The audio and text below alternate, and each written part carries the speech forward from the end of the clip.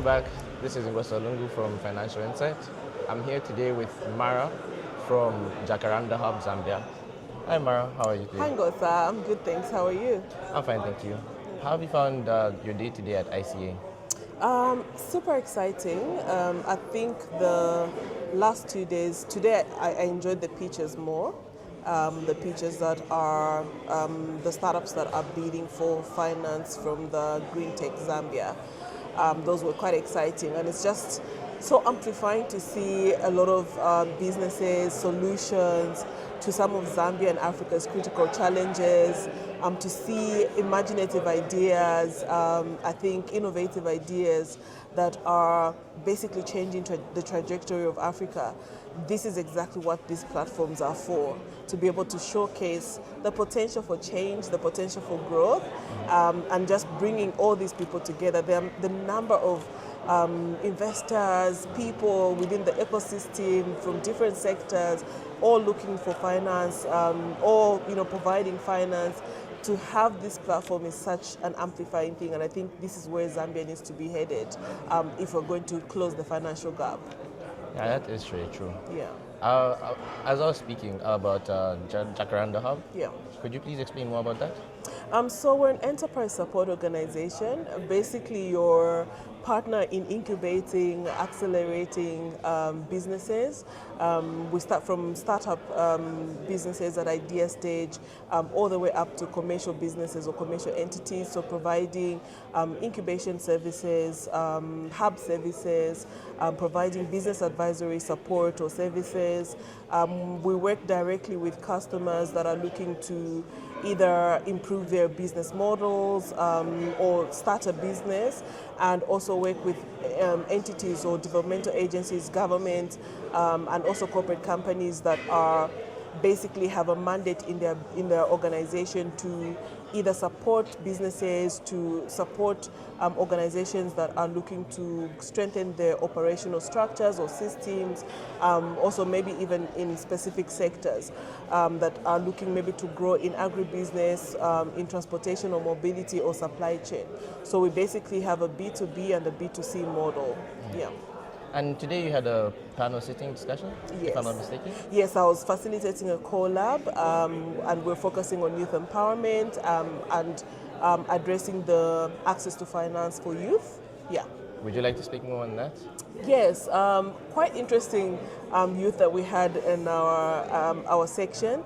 But I think some of the things that came out strong were the policies that we have in Zambia around access to finance. Bank policies are not created to provide direct financing to youth or youth-led businesses or startup companies. So there's a huge gap in that space. There's no critical investment towards youth-led businesses or startup companies in Zambia.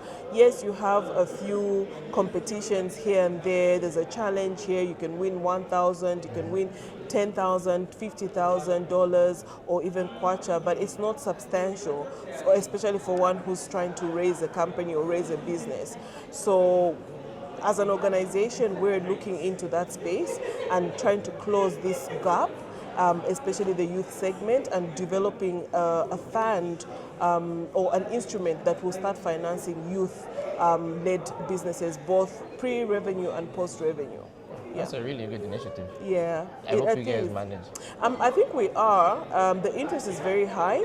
I think over the last 6 years, 7 years, our interactions with youth have led us to, they have necessitated basically our setting up this product by youth, because we saw the gap and we saw the challenges and the barriers to accessing finance. On one hand, it's youth preparation, investment readiness. A lot of young businesses or startup companies, youth-led businesses lack the institutional integrity. They don't have the experience needed for them to access traditional financing. A number of them divert attention. So you are, starting this startup now. It's exciting. When the going gets tough, you divert. You start looking for employment. So there's no trust built in that scenario. And then on the other hand, you have institutions that are risk averse, so they're not willing to risk their money in startup companies or youth-led businesses because of some of the challenges. But someone has to do something, and change has to start from somewhere, and it has to start with somebody. So for us, we're really responding to the call to action from the Africa Development Bank. President 𝘊𝘄𝗲𝗄, who's the current Africa Development Bank president, the outgoing actually, has, for the last 10 years, one of the things that I've heard him consistently talk about is that Africa needs youth banks. We need banks either to start creating youth-centric products or just start developing banks that are youth-centric. And we need to do that. Like, it's a no-brainer. Yes, it is. The biggest demographic in Africa is youth. Youth take up close to 67 to 68% of the population. So if we're not investing in young people, it means that we're going to continuously have this youth dependency on socio-economic funding from government, and we're going to have this huge gap in terms of pipeline for investment. There's a lot of potential in Africa, but we're not realizing the full potential because we're not willing to create instruments that will then invest in ideas, invest in innovations that are being led and driven by youth. For us to realize or to achieve a youth-led economy, which is the biggest human capital, we need to be able to make commitments to risking our money, risking our efforts, risking our TA to ensure that we can then create a strong and viable pipeline for growth and development, but also for investment. So we're starting with this early stage and bridging the gap so that next time when we come to the ICA, Zambia, we should be able to give the critical mass and say we are getting 100 youth to pitch because we've incubated 100 youth, and 100 youth have developed products that have gone to market and have growth potential. That's actually a really good initiative. That is the goal, that's the dream. So you would say that an event like this is very beneficial for the youth, and would you encourage them to come? Yes, I would have expected that we have more youth in the room. Yes, I know that majority of the investors here are looking for large tickets, they're looking for well-established organizations or companies. But for you to understand the journey, you need to start early on, understanding what the journey requires, what your investor is asking for. So if you're only waiting until, oh, I've got a viable enough product, you will miss the mark because even the investment segment is evolving.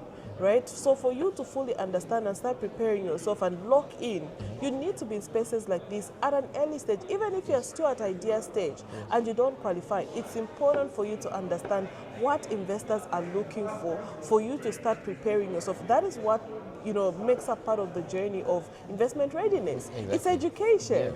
And if you shy away from platforms like this, you don't invest $100, $200 to be in the room and start talking to some of the investors here, you will miss the opportunity to actually come back 2 years from now and say, oh, we had the initial conversation and you told me you needed me to do 1, 2, 3 things. Guess what? I've done them.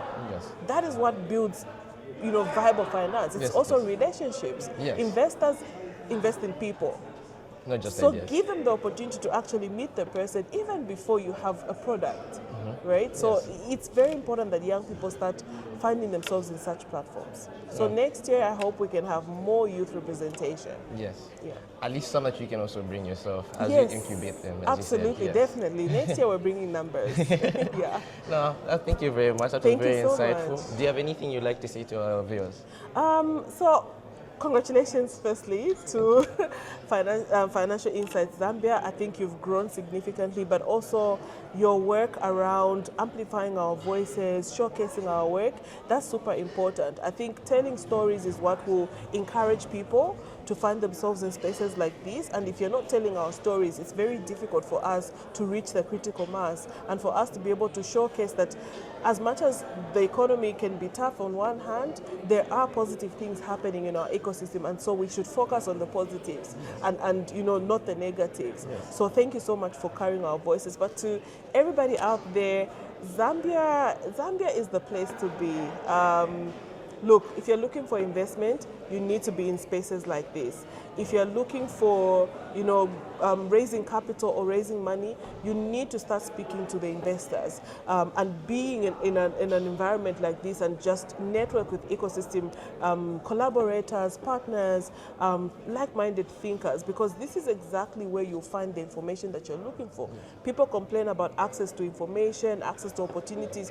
The opportunities are here. The number of people I've met in the last 2 days alone is so significant, and it already answers some of the questions I was having on how we're going to raise our fund for 𝗵 youth. So I've gotten my tickets already, I've gotten my responses already. So you need to move, you need to find yourself in such spaces. So well done to Impact Capital Africa Zambia.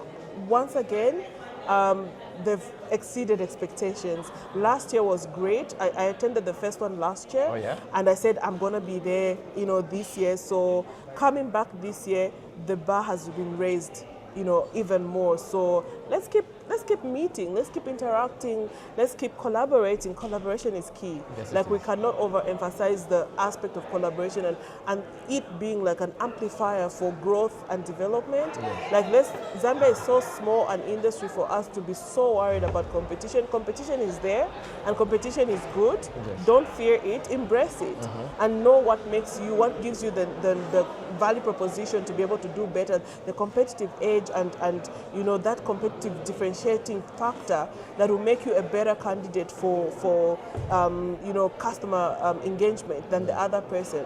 But we should be in the same room with our competitors. That's how you get to understand and know what your competitor is doing, and you can then go ahead of the game and do better than them, right? So kudos to everybody that put this together. It's such an amazing platform, and I'm excited that I came back this year. You've heard it here first, folks. This has been Financial Insight. Get to know.